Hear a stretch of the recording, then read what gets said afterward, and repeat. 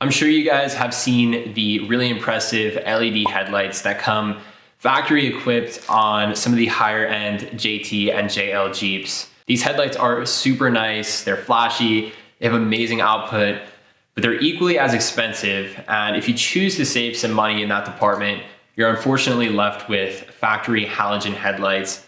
And in 2021, this is borderline unacceptable. The good news is I have been installing projectors like this into housings like this for years now. And I'm gonna show you guys exactly how I do that today. With my experience, I unfortunately did have to cut this open, and I also had to put it in the oven after cutting it open still to get the lens out safely.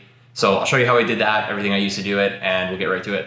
So this line at the bottom is where I'm gonna aim to cut. People also commonly use these rotary style Dremels, but I like to use these.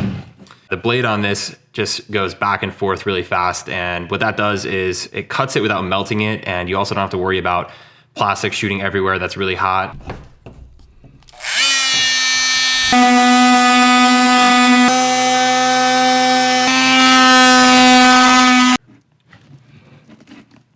Grab our needle nose and spin.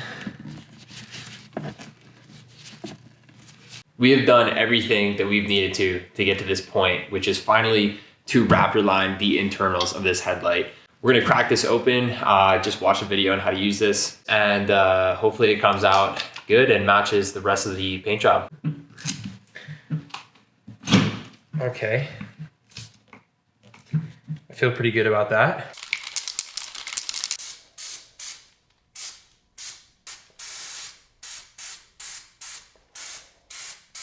It went on pretty thick there, and I really just did not expect that. I had an issue where when I was turning it, you can see in this area that it was actually starting to build up. So I'm gonna put the shrouds over these bottles to elevate them so they don't like get the buildup on the bottom again.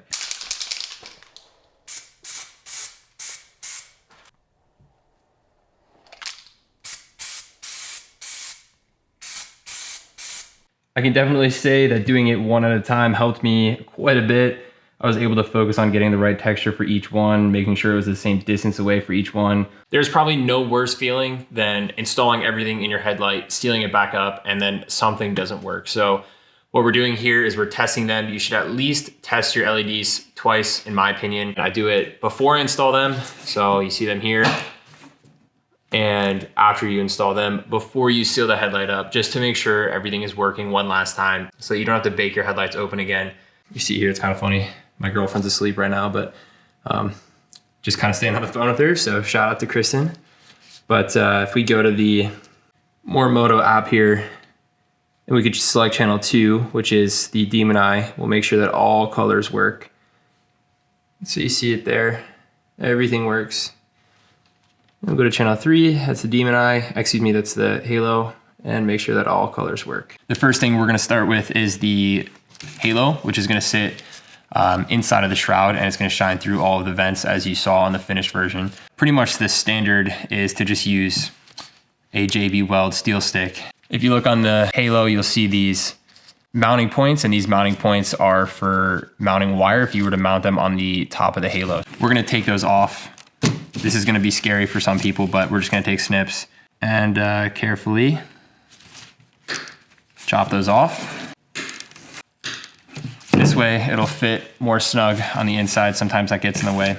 Basically find the ugliest part of the shroud and make that the bottom. And you can see here, there's a little bit of paint buildup. We'll just make sure that we keep that the bottom.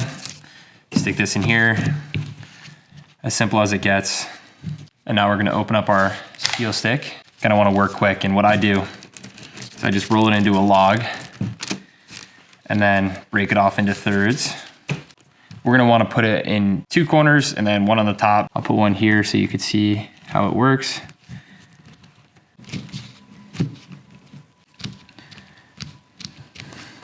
We'll set this aside and move on to the housing. Now we're gonna assemble the projector, which has the demon eye.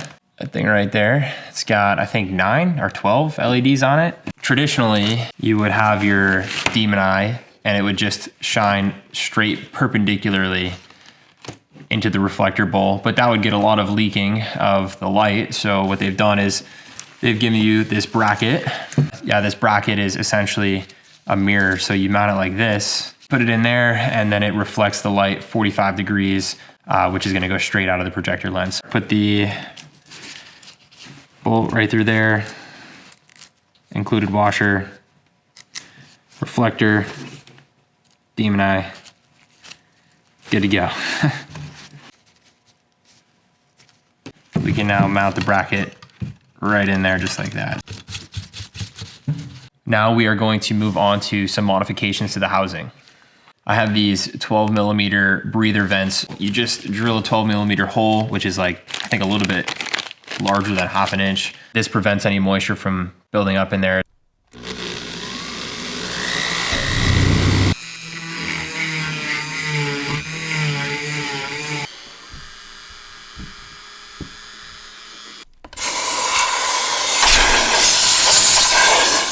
Now we're gonna connect the wire that controls the cutoff shield. You need to test this shield before you put it in, just like you would test your LEDs.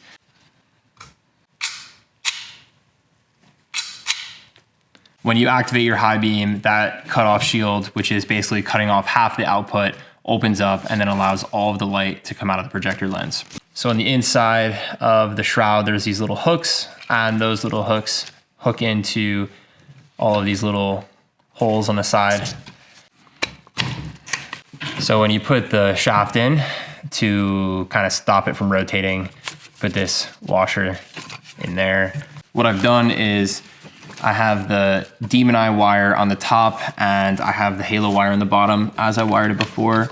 I'm gonna turn this and I'm going to make sure that this, being the demon eye wire, ends up on the top, so I know which driver to plug into the top and which driver to plug into the bottom. And look at that, guys. We have our vent, demon eye, and halo all coming out through the top there, super clean.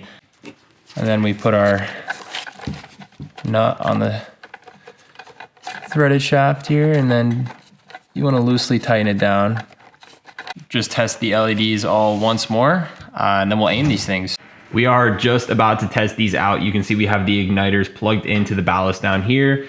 I'm just gonna recap everything to kind of reiterate how this system works. We have this aftermarket relay pack that works with your OEM H13 bulb that gets 12 volts from the battery. So I have a wire that you can see right here, and it's screwed into this post right there.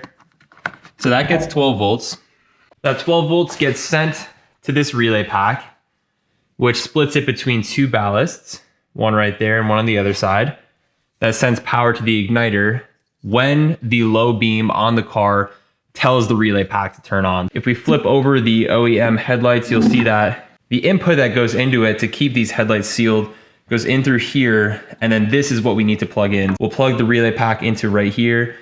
We'll turn the low beams on the Jeep, and then we'll make sure that the HID bulbs turn on. Right behind the Jeep, there's 3 cars in a row. So I moved all of those back down the driveway. I closed the garage door, and then I made sure the Jeep was level. About 25 feet back was about the max I could get back there. I made sure that the rotational alignment was right on both projectors. Everything looks really good. We will take them off and seal them up. And unfortunately, that is where we're gonna have to end off. I will show you the final product right after this, but I just want to say that at that point in the video, I had unfortunately moved on to painting the vehicle, and then I dropped and broke my camera. So I didn't get to film sealing the headlights back up, installing them into the Gladiator, and I didn't get to show you guys how I wired the halos or demon eyes or the controller, but I promise you in another video, I am going to show you exactly how to do that, just on a different vehicle. But nonetheless, I hope you were able to take away from the actual retrofit